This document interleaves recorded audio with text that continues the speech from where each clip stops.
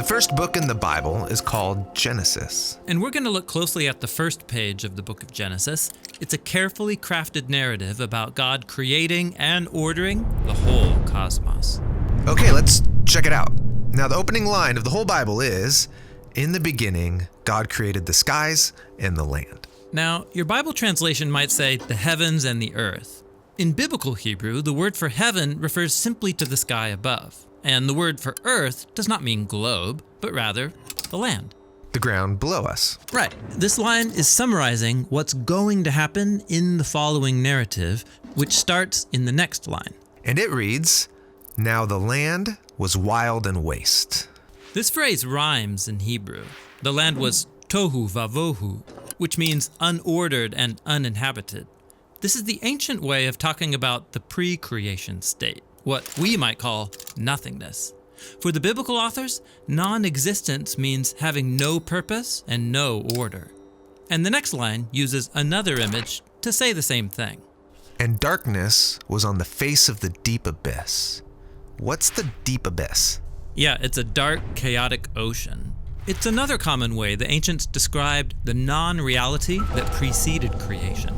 Now, here's where things start to get interesting, because in the midst of those dark waters, God is present. And the Spirit of God was hovering over the face of the waters. The Hebrew word for God's Spirit is ruach, which can refer to wind or breath or God's invisible presence. So you can't see it, but God is present in the darkness, ready to bring order so that life can flourish. Yes, and this ordering happens in a series of 6 days. Each day begins with the phrase, "And God said," and then ends with the phrase, "And there was evening and morning." Yeah, every day addresses those problems introduced in verse 2, that there's no order and no inhabitants. So on days 1 through 3, God splits apart that unordered darkness into 3 ordered realms.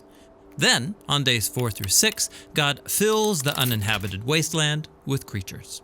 Interesting. Let's see how that works. Okay, so the first realm of order begins with light on day 1. Ah, yes. Let there be light. This is God's own glorious light that fills and contains the darkness as he separates day from night.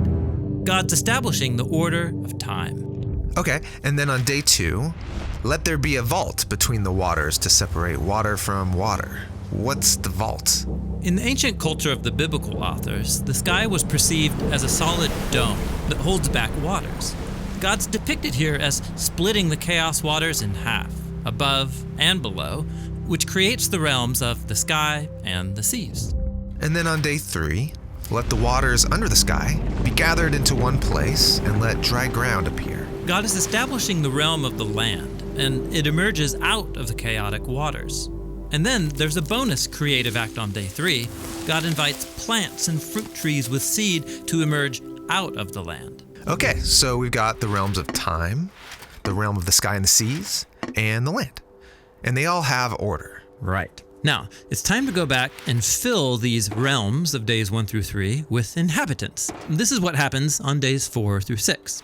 So in day 4, let there be lights in the vaults of the sky. God installs these lights, the sun, moon, and stars, as signs and symbols that reflect God's own light. He gives them his own royal power to separate day and night. Then on day 5, let the waters swarm with living creatures, and let birds fly above the land. Yeah, these are the creatures that live in the waters below, and those that fly near the waters above. Then finally on day 6, let the land produce living creatures. They emerge up out of the ground to live on the land.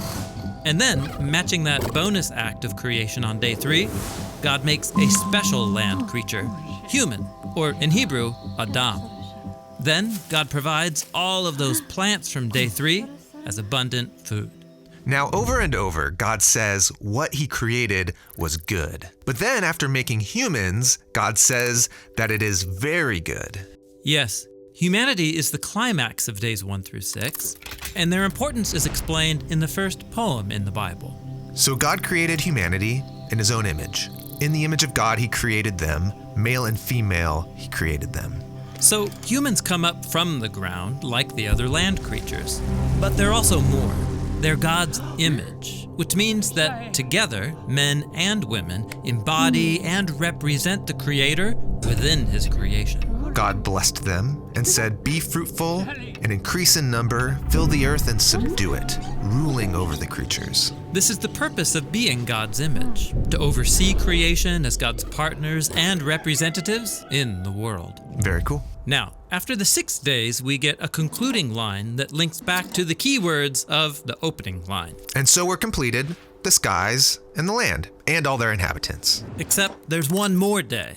It stands outside the pattern of days 1 through 6. It's the big climax. And God completed on the seventh day the work which he had done. And he rested on the seventh day from all the work which he had done. And God blessed the seventh day and set it apart as holy. So God rests on the 7th day. This is a standard biblical image where God, after ordering the cosmos, comes to rest and dwell in his sacred space. It's like the whole world is a holy temple where God lives with his people. Now that phrase, "there was evening and morning," it doesn't appear on day 7. That's right. The 7th day has no end. That's because Genesis 1 is describing God's ideal vision for the whole cosmos.